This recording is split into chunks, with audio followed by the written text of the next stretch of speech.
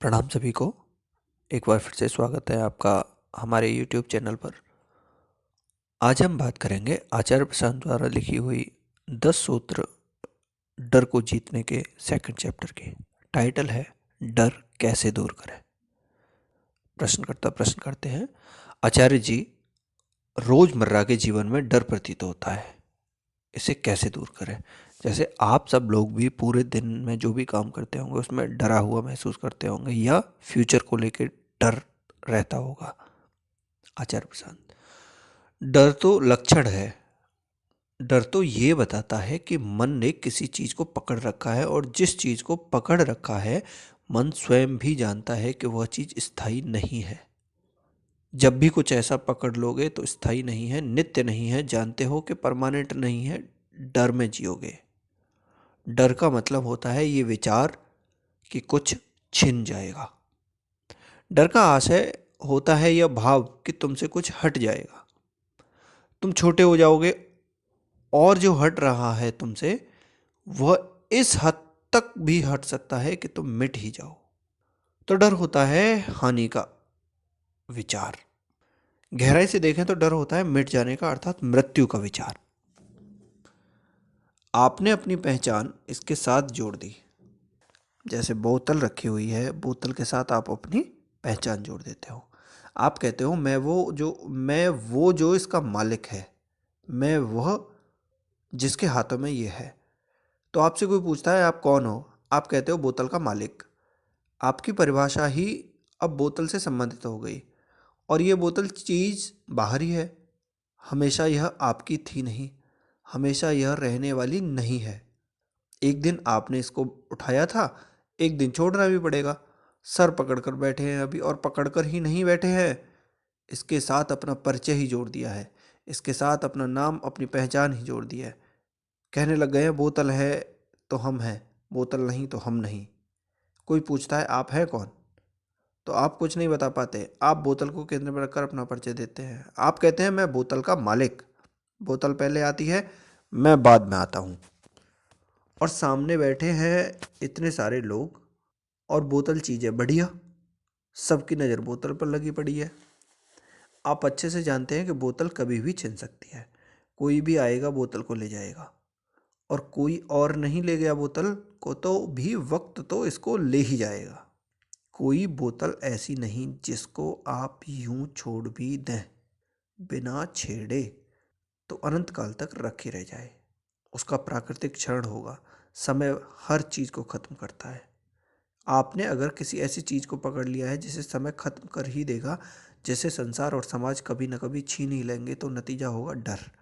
डर आपको लग ही नहीं सकता बिना गलत एसोसिएशन के। तो देखिए कि किस चीज़ से जुड़े बैठे हैं। और यहाँ पर जो मैंने उदाहरण लिया है वो बड़ा स्थूल है। बोतल सामने थी, मैंने उठाकर आपको दिखा दी। आवश्यक नहीं है कि मन ने किसी स्थूल वस्तु से ही तादात्म्य किया हो, किसी विचार से भी तादात्म्य कर सकते हैं। घर से तादात्म्य हो सकता है, संपत्ति से तादात्म्य हो सकता है, पद और प्रतिष्ठा से भी हो सकता है। मैं कौन? जिसकी बड़ी प्रतिष्ठा है। अब अगर आप वो हैं जो बहुत इज्जतदार हैं, तो आप लगातार डर में जिएंगे। अब इज्जत कोई बोतल नहीं है, उसे आप हाथ में पकड़ते रहेंगे। वो सूक्ष्म चीज़ है, स्थूल नहीं, सटल है, सूक्ष्म है।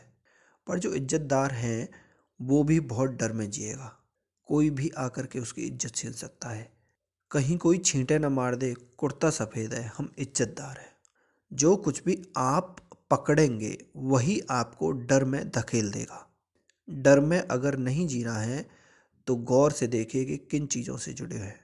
ये पहला चरण है कि देखिए किन चीज़ों से जुड़े हुए हैं, और फिर देखिए कि उनसे जुड़कर आपको लाभ क्या मिल रहा है। डर लाभ कहलाता है क्या? बोतल दिखाते हुए, इससे जुड़कर के अगर मुझे भय मिल रहा है तो यह मेरे लिए लाभप्रद है क्या? तो यह मैंने कैसा सौदा किया? लाभ की जगह मैंने भय खरीदा है। यह तो मैं बढ़िया व्यापारी निकला नहीं। बोतल के साथ साथ डर ले आया, नकली सौदा। अपने में स्वतः संपूर्ण होकर के जिए। अगर आप सहज हैं अपने साथ, तब भी, जब कुछ बाहरी ना जुड़ा हो आपसे, मात्र तभी आप एक स्वस्थ जीवन जी रहे हैं। अगर आप अपने साथ सहज सिर्फ बहुत कुछ बाहरी जोड़कर हो पाते हैं तो जीवन बीमार है। जीवन व्यर्थ जा रहा है, और जीवन व्यर्थ जाए ऐसी कोई अनिवार्यता नहीं है। स्वस्थ जीवन जिया जा सकता है। कोई भी ऐसी चीज़ जो आपके लिए भय का कारण बनती है वो जीवन में व्यर्थ ही मौजूद है। और जब मैं कह रहा हूँ कि जीवन में व्यर्थ ही मौजूद है, तो मैं ये नहीं कह रहा हूँ कि उस चीज़ को हटा दीजिए।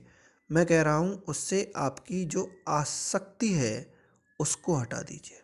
बोतल उठाकर फेंक नहीं देनी है। बोतल की उपयोगिता है, पानी मिलेगा इससे। तो बोतल को फेंकने की बात नहीं हो रही है। बोतल के साथ जो आसक्ति है उसकी कोई ज़रूरत नहीं। बोतल रखी है, रखी रहने दीजिए भाई। बोतल को ऐसे भींचने की ज़रूरत है क्या? रखी है, रखी रहने दीजिए।